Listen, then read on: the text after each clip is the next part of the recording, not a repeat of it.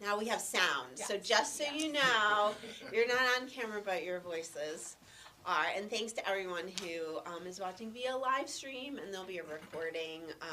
We'll share the link to the recording right after this too. If there's anything you need to go watch back. Every now and then we have someone who sends us a question that's like, at minute 43 and 27 seconds. You're like, woo! Yeah, People are paying attention. Yes, yes. What did we say? I can't, you know. But I think I know most of you. My name's Mimi Chutlish. I'm the Director of College Counseling here, finishing up my 17th year at VES, my 22nd year working in boarding schools.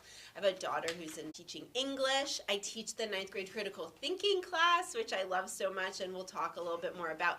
Actually, we'll have to scoot at 9:50 because I have critical thinking class, and never want to miss time with the 9th graders. So. That's me. My name is Amy Kadelka, and I've met most of you all and had some of your children already go through this process. I have 3 kids, one graduated, one is a junior, and one is in 10th grade. Mary is with Sophie.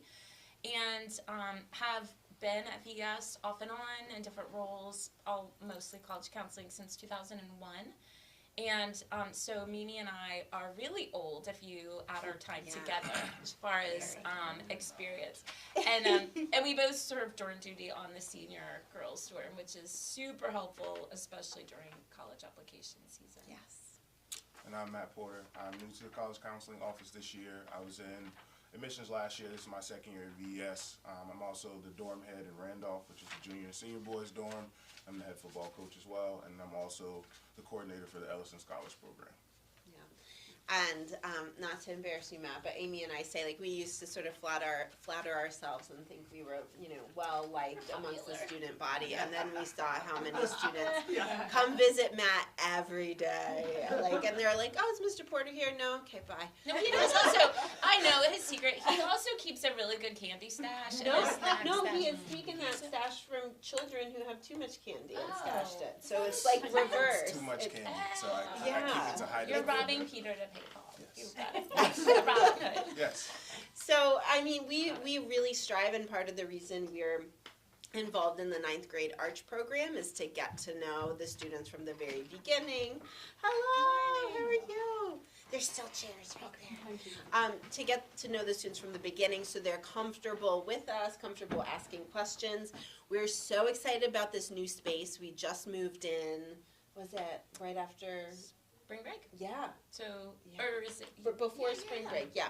But we have, kids who hang out here. It's a great place for them to work. This area will get worked on this summer, so our offices are separated a little bit more, so we have more privacy when we need it. But we're thrilled about this space. Before we were in old dorm rooms. Yes. So Mimi she says we teach the ARCH class. Really, Mimi's not giving herself credit. She teaches the ARCH class. Well, we are just special guests sometimes. Yeah. But the beauty of that class is it is really the 9th grade introduction to critical thinking, making choices, everything from I feel very fortunate. I'm sad you were sick the other day, so I was the special star guest lecturer in the class. And so everything from a mindfulness walk with a twist of really understanding how stress, the flight, and freeze, affects your body, and how gratitude really helps when you're dealing in stressful situations. So planting those seeds, so as students are going through high school, it's all sort of interconnected to our end goal here in the college process. So it's actually so awesome that all of our 9th graders have Mimi, because it's just setting a tone for sort of that. We're sneakily in front of those 9th graders before college sort of hits them. Yeah. And we, every now and then, will stop and say, do you have any questions about college admissions? It's so fun to hear what they ask and what they think and what, they, to redirect some misconceptions and then to, fill in gaps. So, this past week, there was a student, so great, who said, I just said, does anybody, while we're here, does anybody have questions about college? And someone said, what matters most?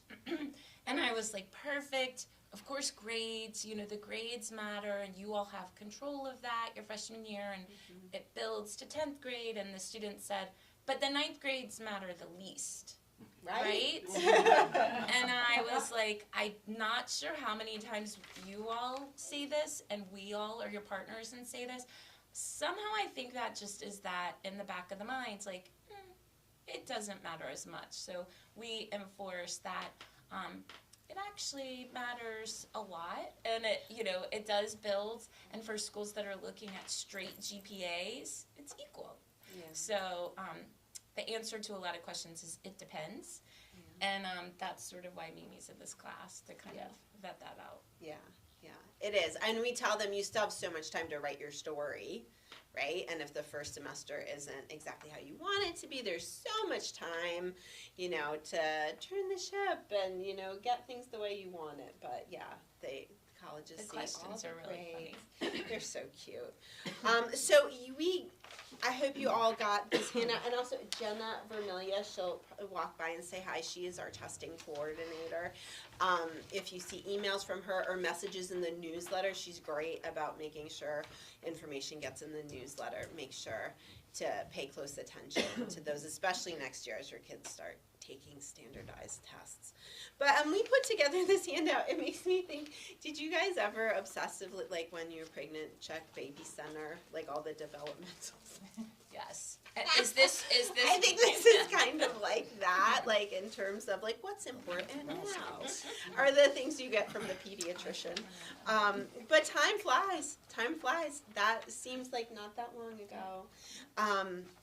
So this is our version of that for you to feel free to peek at or keep in a drawer if you're feeling off track. I'm sure you're not off track whatsoever. And part of that 9th grade arts class, the critical thinking class, is to help them focus on their study skills.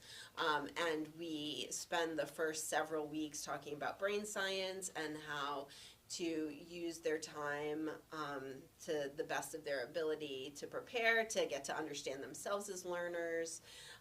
We do a variation on a Myers-Briggs personality assessment and talk about that and how that applies to group work and understanding their peers and being empathetic to those who might not be as extroverted.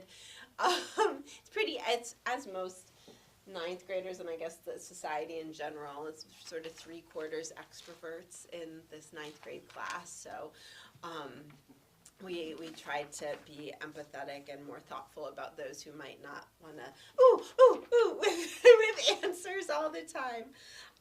So that's really fun. And we do, like Amy said, talk about the fact that grades are seen from the beginning. I know, you know, when my daughter was in middle school and elementary school, I would, you know, say, like, do not stress too much about this. No, like, aside from, like, VES admissions, people aren't going to see your middle school transcript. It goes away once you get to high school. But their high school transcript is a really important document, the most important document in the college admissions process. So it's something to remember, and that is not just their record of grades, it's their record of courses taken.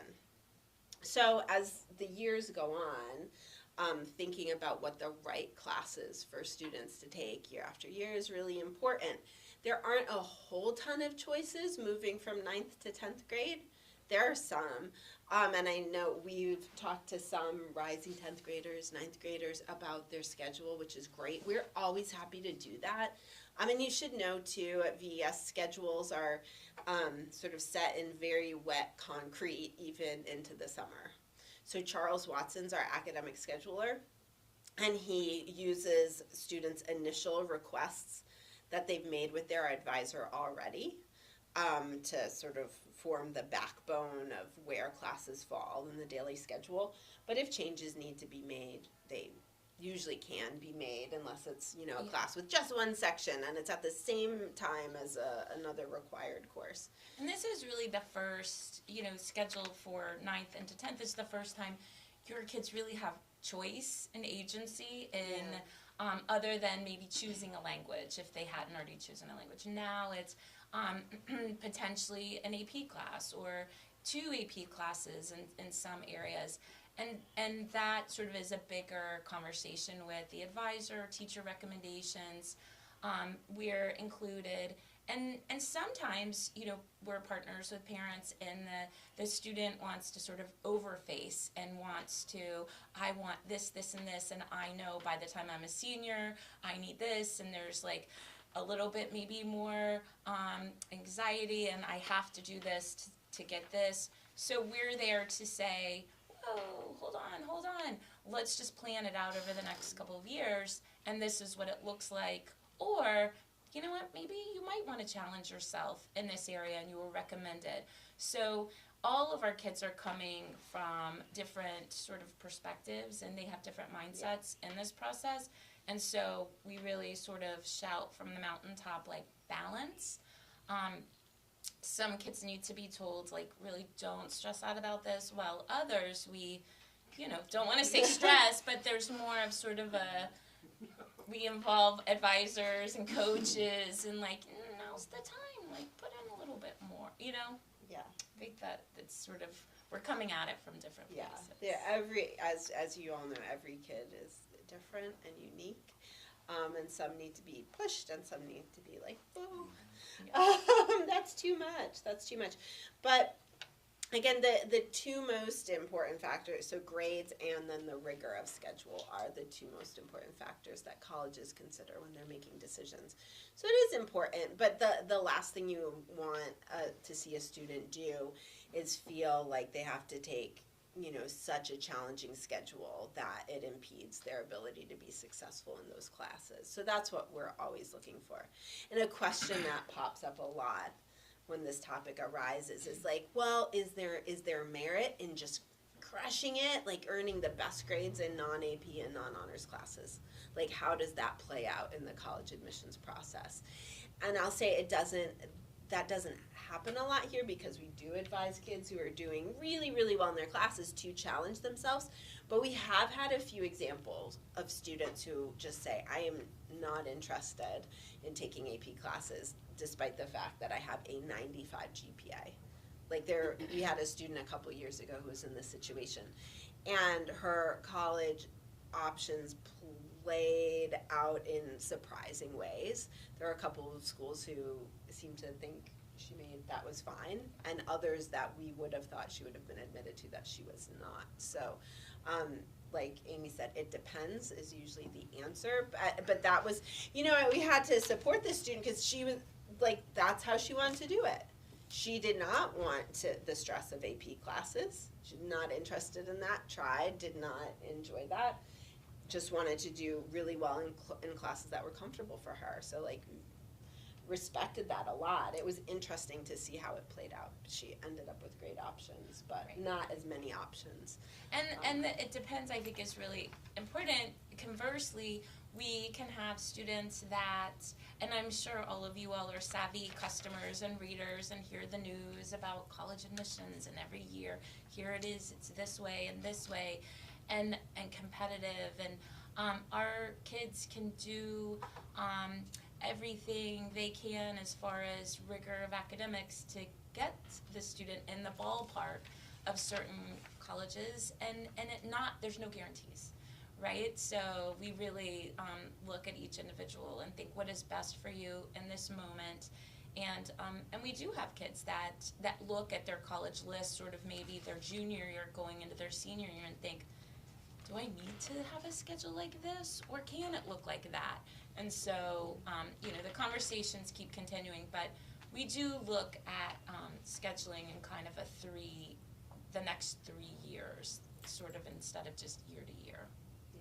There's a great document that gets shared. I'm not sure if it was shared in the newsletter, but it's like a 4-year planner that we update every year, and it has all the courses that are available to students, and they change. But that's a neat document to look at with your kids and all of that. Yay. And another thing, I know we mentioned it in critical thinking and in all sorts of areas, is to be aware of the relationships they're developing all around campus, with teachers, coaches, and how that all plays out in the long run. Yeah, so as, we work through our what to expect when you're expecting, but for high school kids, fast forwarding just a minute to the junior year, and we'll delve into a little bit more how we work with juniors more regularly. But one of the things we'll talk about today when we meet with juniors is sort of a continuation of that, developing relationships where we're going to ask juniors to ask for teacher recommendations. And so, those building relationships is super important in the ask of, can you write about me and have that spotlight on my academic work in the classroom?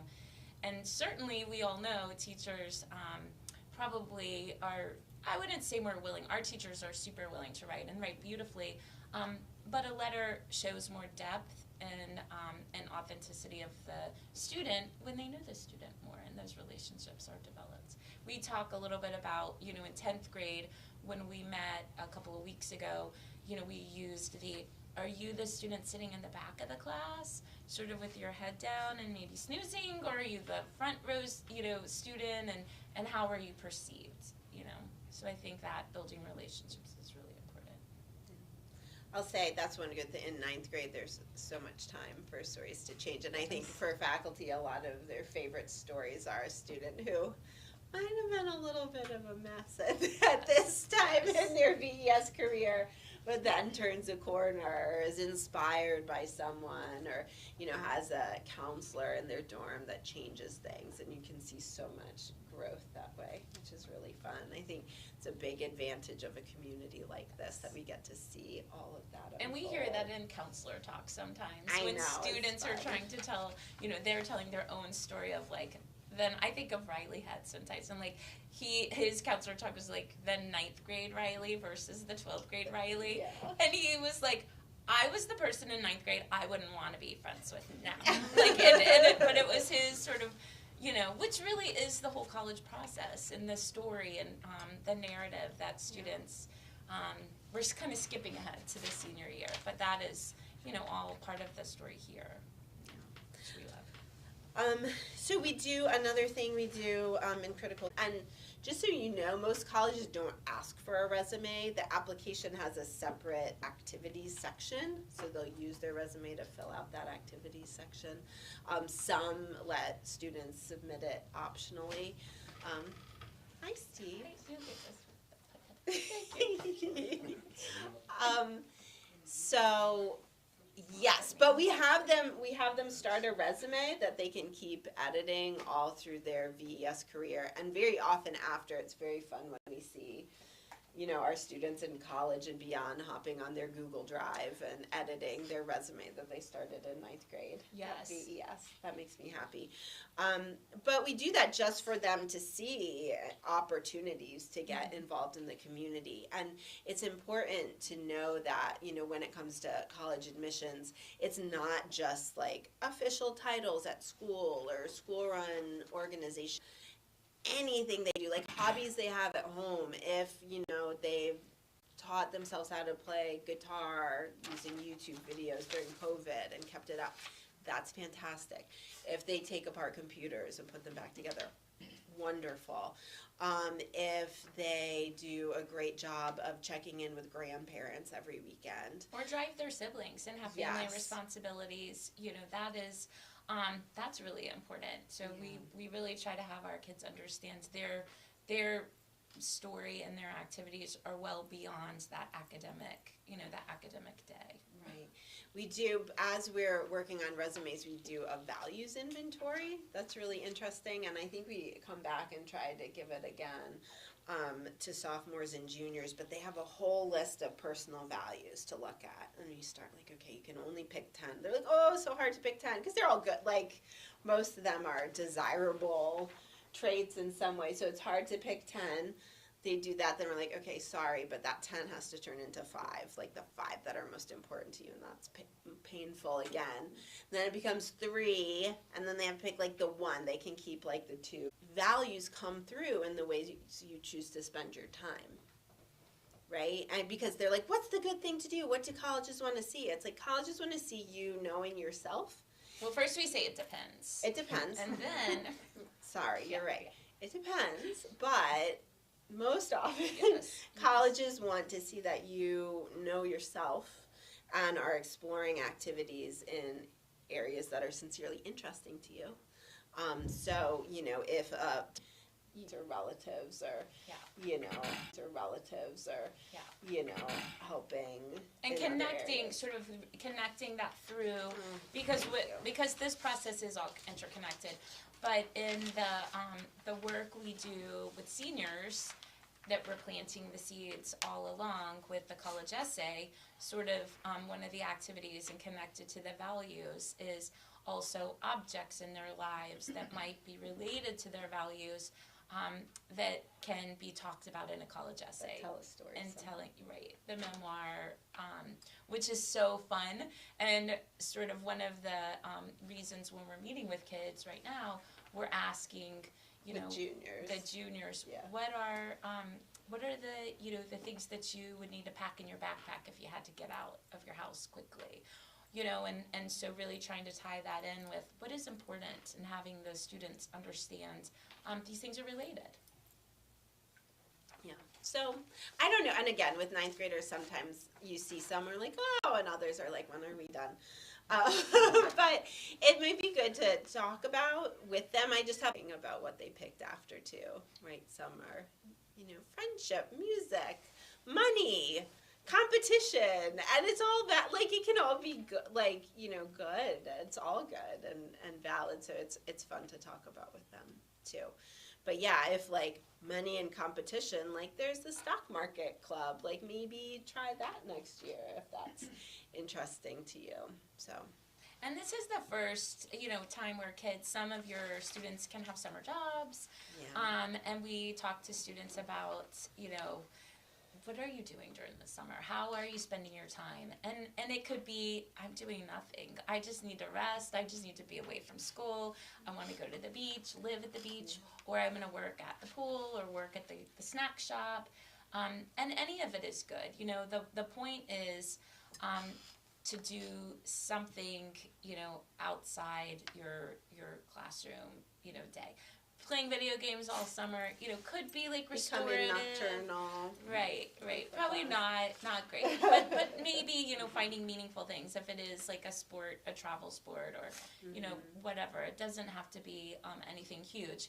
But if students do want to do any kind of summer official programs, we have a shelf that has different college summer programs.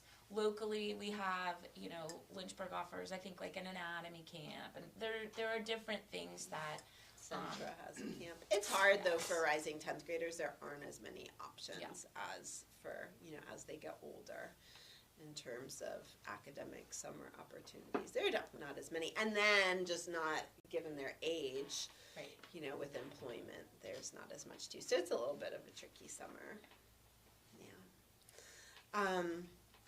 But any questions about any of that? There's one more line here too. It's not too early, believe it or not.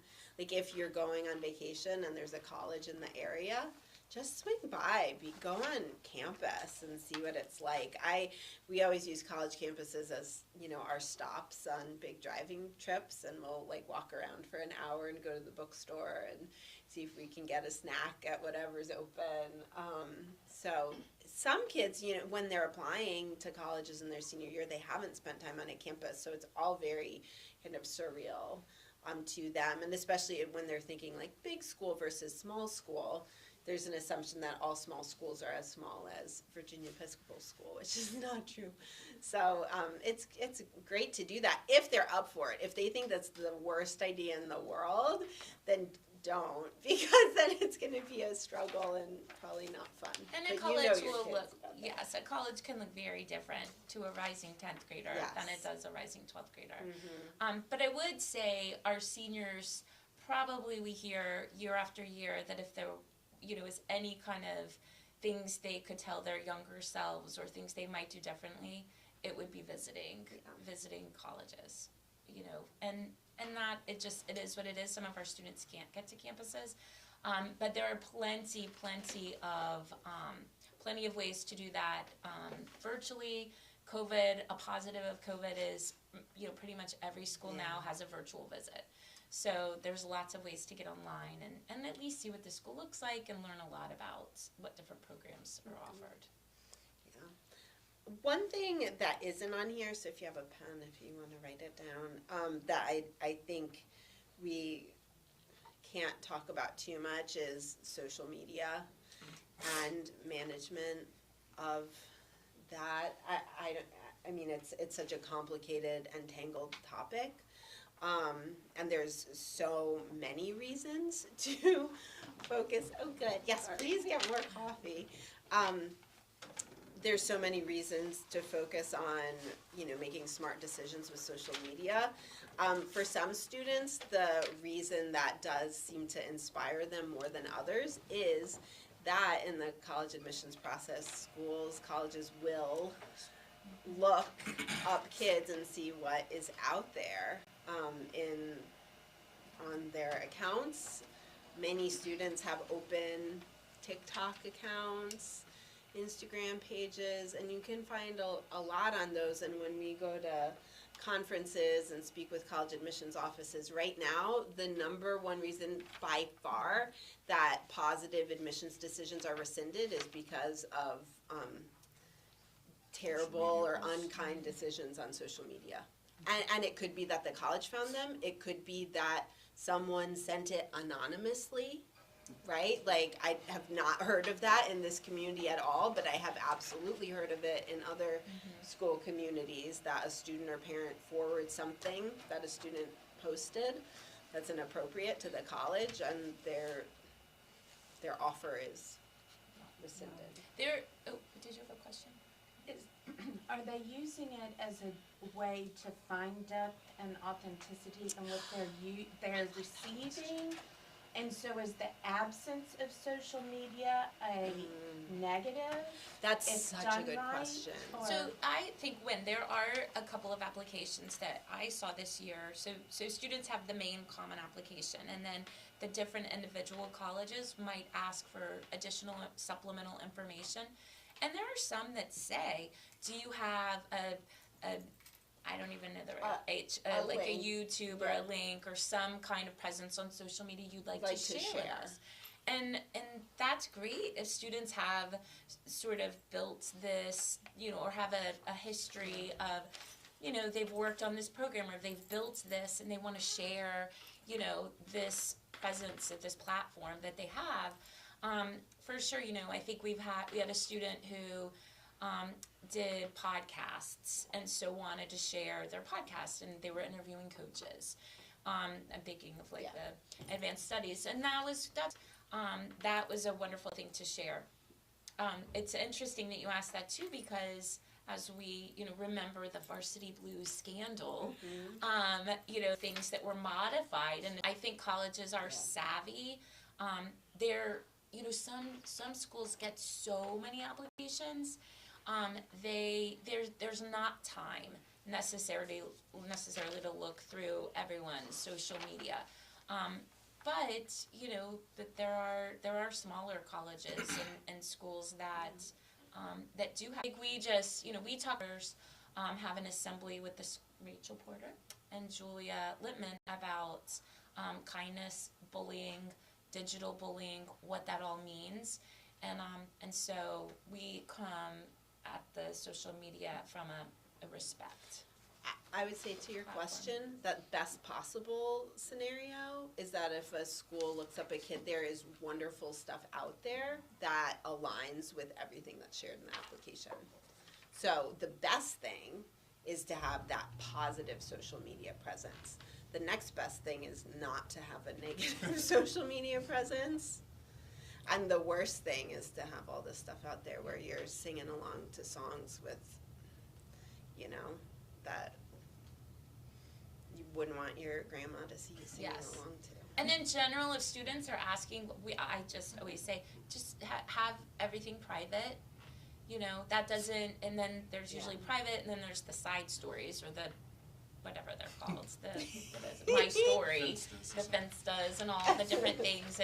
But as Mimi said, the reality is, if it's not something you want Granny or Grandpa to see, or if you're asking yourself, should I? This is anonymous. That probably don't. I think using it to show a passion is really, really good. A lot of kids now, I think, have recognized from looking at things like TikTok and how people go viral, that you can use it to show if you are a photographer or if you are, there are some kids who stream themselves playing video games, and stuff like that kind of shows their popularity, and some colleges may look at it as, we may want to have this kid on our campus. And, we have a student now who takes pictures at our sports games, and he has started to create highlight tapes for kids, and then that has become his passion, and now he may want to pursue it in college. And so it's kind of like having a portfolio that you can show, this is something I've done in high school. Which is like so great. All of your kids have heard the AI and ChatGPT, and so we are trying as an office to understand how ChatGPT works, and so our theme for this junior year is really authenticity and helping our juniors understand like the robotic way of doing things. That is one way. It's also against our honor code to use ChatGPT. So there's that. Will anybody know? Who knows? But it's sort of that whole thing of is this really saying anything about you? Because the voice is really lacking in a ChatGPT response. Right, and typically what our students are so great at is letting their voice come through in their writing. So yeah, that's what we're telling juniors. Like, you want everything you write to read as very clearly, this was not written by AI. Like, it is very clear, and this all fits, and what you're telling us, like, about yourself, it comes through in your recommendations, and it comes through everywhere. Those are gonna be the strongest applicants. Yeah, so, it's interesting, but when we're talking to you all as junior parents, things could be very different. Yes. Like, college admissions right now is trying to figure out what to do because of ChatGPT and all of that. Some thoughts are that there'll be a shift more to like video interviews, or asking them to record statements instead of written, or giving them the option. Which is really funny because a company, Zeme, tried to do that years ago, and it kind of fell flat in some ways, and they had to change sort of their platform of what Zeme is. But I wonder if that's not, gonna... just because they want to get to know the real applicant. So colleges are in the middle of trying to figure it out. So I'm going to segue. Yes, segue. By the time your ninth graders are taking the SAT, it'll be fully digital. They will, for the SAT, will never fill in bubbles. Next year, the PSAT that they'll take, that's going to be the first time the test is offered digitally. They will not offer a paper version. Gone or Scantrons. Except for ACT. Right. Yes, on the ACT, they'll still be filling in bubbles for now. So, it's very interesting. Anytime a test rolls out a new version, right, there's a little bit less predictability, but also what we have traditionally seen is somehow the scoring tends to be very favorable on the change, so that people are like, ooh, I did that, I wasn't able to prepare, but somehow I scored higher on the digital, like, PSAT than on the pre-ACT. I don't know if that will happen again, but it could. We've lived through a pandemic, and we have pivoted in unprecedented times, so we will be able to handle the digital SAT. We're good. Your kids are resilient. Yeah, you can take it. They'll be fine. Most test prep companies are saying just focus on the ACT because you know how to prepare for it. And then the SAT is going to come along and have more practice tests for the digital. Well, because it's one of, what's the word when, not interact, adaptive. Yes. It'll be an adaptive test, so it'll sort of keep testing them till they get to a certain level of questions, then go down that road. So, Which really leads to the bigger question of colleges and making decisions if they're test optional, test flexible, test blind, what it all means. And, colleges, what we're finding each year, colleges are making their announcements of, for one more year, Carnegie Mellon is going to be test optional. We'll revisit this next year. So then for our current juniors, I think most colleges have made their announcements about next year. So we feel pretty informed about, helping these rising seniors. the rising juniors, we're still, when, I guess, our message, instead of like, it depends, if we're gonna make a blanket message, it's always better to be prepared. If you need to send test scores, then, we really want students to have a history of, an opportunity to do test prep. What's the current trend for this upcoming year? Are the people that put a pause on the testing are now requiring them again? Or No. are more people just dropping that? So your alma mater and others, what we're seeing is Southern SEC schools have tended to go back to testing either for admissions or for merit. Those automatic out-of-state scholarships, what we're finding is those Southern schools like tests. The Florida publics Never never went away, went yeah. away from tests through. They were the through one COVID. system that kept requiring SAT or Yeah. ACT through COVID. But that said, the California system just said, we don't want to see them, we won't look at them. Yeah. Jamie doesn't do them. Correct. Yes. It's always has been that way. And Or it's they- been For trending a like while, that it for- was It was pre-COVID. before. And Yeah. and our rep at JMU is so great. He said, if kids sends them, we might have looked at them, but we've always looked at grades as a better predictor of how students are going to do their freshman year than the test scores anyway. And Virginia Tech sort of was saying that beforehand also. Though I think, what we've seen is just in particular certain majors having a test score may be more beneficial, Yeah. even when the schools are saying test optional. Interesting. Yeah, so the big wave has not, gone back in terms of test optional, but there's a handful of systems or universities that have decided to, again, require testing, and you can't predict all of them, and that's why we do just recommend that students, unless they are so sure, standardized testing never shows them at their academic best. It's always been a struggle. It is very stressful, and their time would be better spent, just working on their grades. If the whole family's in agreement with that, that's great. There are so many test optional schools out there. It's very easy to say, I'm applying test optional. Yes. And to have a wonderful balanced list of schools that are all test optional. So if you're writing notes, the other website to write down is FAIRTest, FAIR test.org. And we love talking to students about the schools that our kids have gone that have not submitted test scores and have really not wanted test scores for years. Yeah. Furman, Wake Forest, Swanee, George Washington, those were sort of the early schools that were test optional. And now there's many, many more. Yeah. I don't know much about, not many years ago, when I was in school, I only did SAT. It was kind of more a geography thing, like Virginia schools, like, is it You're still right. that The way, or- the coasts were SAT, and the middle of the country was ACT. Iowa. But now students sort of take, Both? or whichever one they feel most likely to do their best on. That's why in 10th grade, so next year, we'll have students take the PSAT and the pre-ACT, and we compare the results.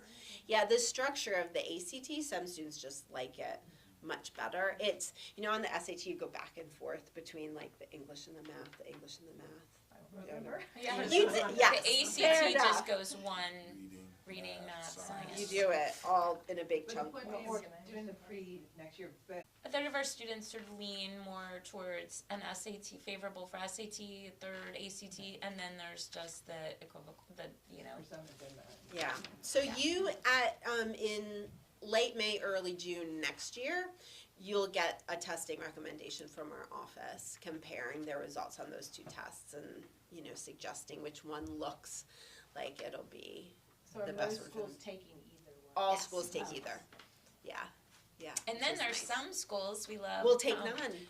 Or none, or Georgia Tech will say, Oh, yeah, we'll they'll take go. the best of any, there's a lot of schools that will do score choice, and schools can They call it send, super scoring. right, the highest critical reading or the highest math from different tests, and they'll pick and choose, or you can pick and choose. And then Georgia Tech will say, we'll take the highest of any of the So part you- ACT, part SAT. So you could use your like ACT math, but your SAT super verbal, square. and they will yeah. Combine them. Yeah. The math that is on the SAT and the ACT goes through calculus, or does it not? include Not it's. calculus? I think there are some. Analysis. Correct me if I'm wrong. Some light pre-calc, but it's a lot of geometry. It's a lot of algebra. It So- doesn't go through calculus. I'm just thinking about sort of where the kids are in their Mhm. math trajectory. Yeah. So if they are starting calculus soon, probably starting testing right now because they are sort of done with their pre-calc, their algebra 2, their geometry is the moment for I those I kids. feel like what most students do, because there's such an element of strategy in terms of different test questions too. What I would suggest is to just be doing some practice on different math sections so you don't lose the geometry and all of that. But it's probably early for a ninth grader to start right Yeah. I was now. gonna say, having just lived through Yes. it, Jed definitely had to do a lot of review to get back Yeah. to geometry. Yeah. Yeah. Because it had been Yeah. a while. But they can do it, so I wouldn't push them to do having done that, push them too early, but you will notice it. But nothing review can't get you caught up on. I think that's such a good point, Adrian, and it's really different for every student. You know, certainly we may have students their 10th grade year, do an ACT or an SAT. That's very rare. And we do see sort of the law of diminishing returns after students take the test maybe 3 times. One of the questions in the your Sweet Arch class the other day was, how many times do students take an SAT or an ACT? Can I take it as many times as I want? And then there was somebody else in the class like, could I take it none? That's, and it really depends. I mean, there are we do have some students who are like the gaming masters of like, I want to take it as many times and Yeah. it's fun.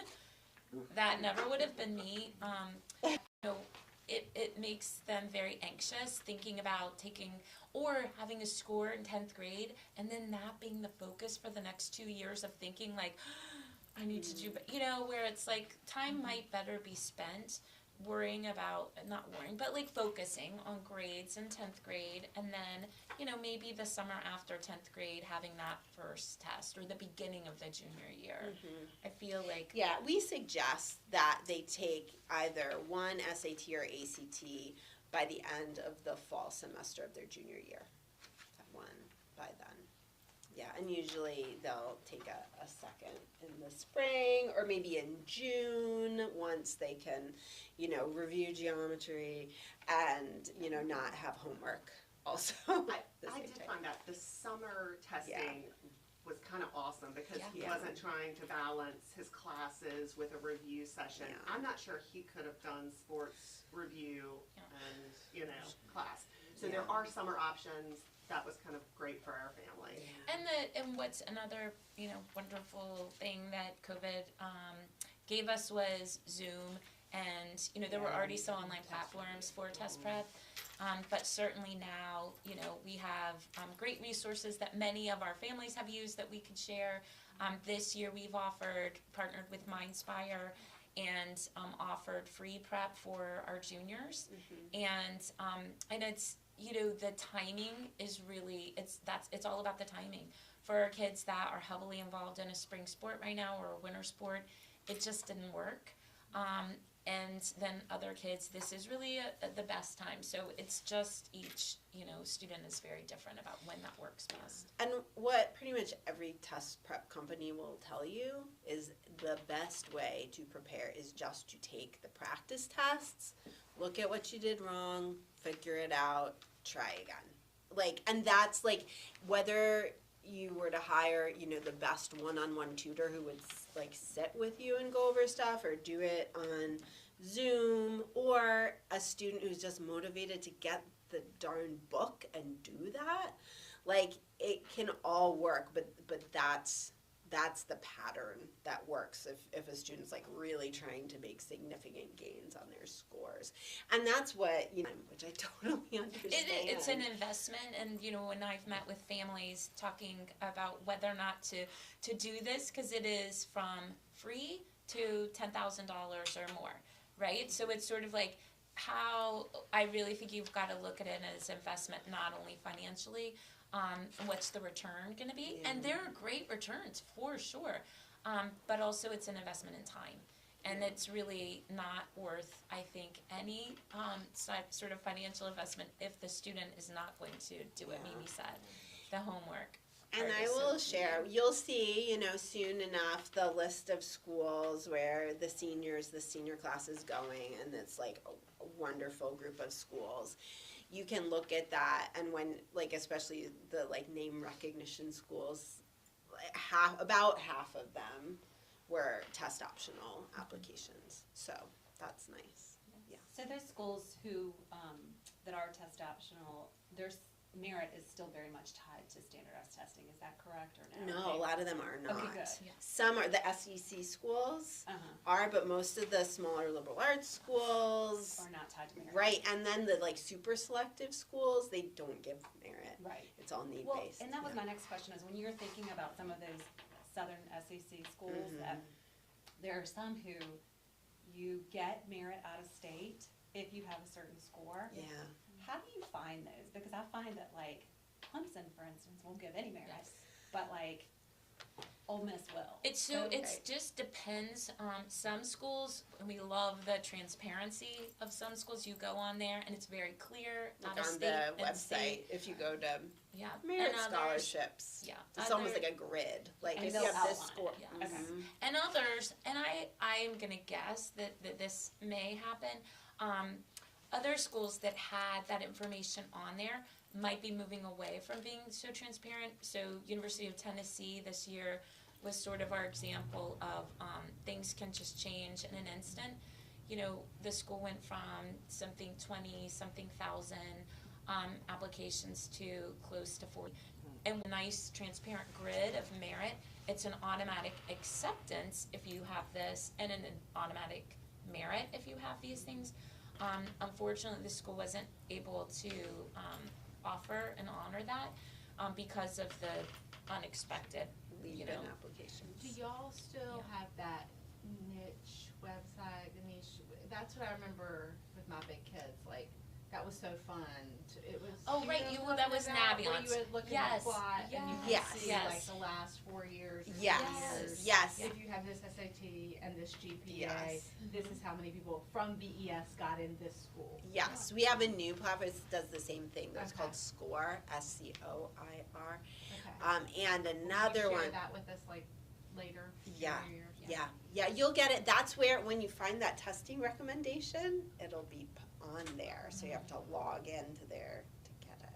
So, and it is really fun to look at that information. Mm-hmm. What we found is for the test optional schools, it's not as helpful. You can see the grades, Right. but the scatter plots for the students that haven't provided Yeah. scores or have provided scores, it's just it's not as helpful probably as it was with your older yeah, kids. it's still helpful with grades, less with test scores. Yeah, and here's the thing, with test optional, right?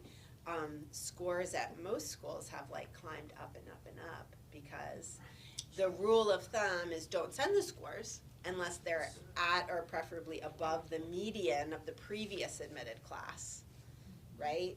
So when that advice is given year after year, the scores that are sent are higher and higher every year. So that is median score, 35 ACT, that's 1 point away from perfect. And then it's no one's gonna send it unless they And then have it really that. is. It's some of the hardest conversations They've we worked have with so students. hard. When you're asking our recommendation whether or not to send your scores, they're wonderful scores, but then we They're go I have back. a 34. Yes, You're yes. no, And it's Yes. not. like it's, right. so that's part of the reason why, when you look at that list of schools the seniors are going to, so many were test optional, just because it's getting driven up. I feel like that has to level off at Yes, some yes. Which really, I know we're sort of going all over the place, but I think when you take the bird's eye view of our office and trying to help make sense of all this for your students and for you all, when we're meeting with juniors and are, collaboratively coming up with a list of schools, really making sure that list is balanced. And we have lots of different tools that we use to help create these lists, but really having that foundation, the few schools that are, or the foundation schools that are the target schools and that are the reach schools. Yeah, so, and foundation is a school where students overqualify, and we feel really confident that they'll be admitted. Target, they're on track with most students who are admitted, but it's not, a sure thing. Then a reach would mean that their numbers weren't quite where most admitted students are, or it's just a school with a super low admit rate, and then it's a reach for everybody no matter what. So we try to make sure that all those categories are represented. Highly selective, whereas some people say highly rejective. Yeah. Ugh, Yeah. which- I know, like if you can read about it, and because Yeah. people love to write about those Yes. schools too, but so many admit rates this year are 5% or below in the regular decision round, and certain schools, like I think Penn and there's another one, won't report the admit rate anymore because they don't want to deter Yeah. applicants. Really great. That's really Which all to say, when we are having conversation with junior parents, which sort of trickles down to you all, is, and senior parents, really finding the time to talk to your kids about other things besides grades, test scores, and, going to Yes, going that to one, so after the arts class the other day, some of the students were standing in Vox Plaza, and the kids had some really cute additional questions, and I was like, well, here's some seniors right here, other guest speakers who had very different ideas of what they wanted to do in ninth grade than when they went through the college application process. And it was so cute for these kids to hear that things change, college admissions changes, rapidly, but so do these kids. They're kids, and, we try to really keep that in mind. I'm gonna have to skew in a minute, but I'm gonna share one thing that I picked up at a conference one time, and I've thought about it ever since. Someone was speaking and said, when I, think about helping kids with their list and talking to families, I think there's 3 main columns, and you only get to prioritize one. And the columns are prestige, fit, and cost. You kind of have to accept that it's really hard to have it all. And the sooner you can help your child understand that, and maybe now it's too soon, but like my daughter has had, the misfortune of having a college counselor as a mom her whole life, so I've been talking about this in the car forever. For us and our family, cost is the most important thing. So, like, prestige, can't really, if that's true, that can't be a big factor, right? Like, we can do fit, you sort of have to rank them. Now, there's, this little impossible sliver, of course, the most prestigious schools have the best need-based aid, so if you're someone who qualifies for full need and can get admitted to those schools, I guess you can have it all, and they're a great fit for you, but that's, a minuscule, proportion of applicants. So, I know my child knows that. Does that mean, if she applies to a reach school and gets in and we don't have the money for it, that's gonna be hard, but hopefully, because, we've been talking about it for a long time, And I think that is a trend that we've seen, is the financial conversations have always been there and sort of the background, but that's really taken, it's a front burner topic now. And we try to talk to freshman parents, sophomore parents, it's a continuation, because we do have some families that will say, well, if you get into this college, we will pay the for game it. changes. And then the pressure's on the kid of well, then the value of certain colleges becomes like Yeah. higher. Yeah. And that's a difficult conversation to have, where your parents will pay for this but not this, and then it devalues a college that is maybe a great fit for the student. Yeah, I know ages ago I had a student who was you're going to go to an in-state university unless you get into, this fancy school, then we'll pay for it. But if you don't get in there, then you're going. And then it makes the in-state feel like, that's great. Like, and it's very, and Hard to they get see it because they're teenagers and they're savvy, so they sort of see the hypocrisy of it all. And, Which is honestly why we celebrate all colleges, Oh my because gosh. our kids are coming from such different places. And we have students, choose colleges for very different reasons. Yeah. The columns Mimi talked about, but also programs. Yeah. We have a student this year choosing a college based on a very specific program Mhm. over a very prestigious in-state school. And so I think that, it's hard sometimes for us to get our minds wrapped around, like, why wouldn't they go here? And then we put the kid on the defense trying to explain away why they're choosing certain schools. And so we celebrate that this is it's really a family collaborative sort of choice. So starting those conversations early, I think, is really important, but not too much. Yeah, and I think you should still all be safe, and this shouldn't be like such a super frequent topic in hopefully your ninth graders' lives. But down the road, you'll hear us say this again. If it starts feeling stressed, like, why are we talking about this, or why are we talking about my grades all the time? To pick one time a week for that conversation. Like, maybe it's like Sunday brunch. Like, I'll get you something at Starbucks and we will talk about this. And then I'm not going to snipe you with questions in the car. Because that's a dynamic that happens a lot. That, like, the kids start avoiding because they think they're going to have to answer all these questions that they don't feel Which like is talking why, about. honestly, our office is very deliberate about not meeting weekly with ninth graders about this topic, Yes. not introducing these things in 10th grade all the time. We're very intentional about the times we are in front of your students, because they're really developmentally ready in the junior year to start meeting with us more regularly.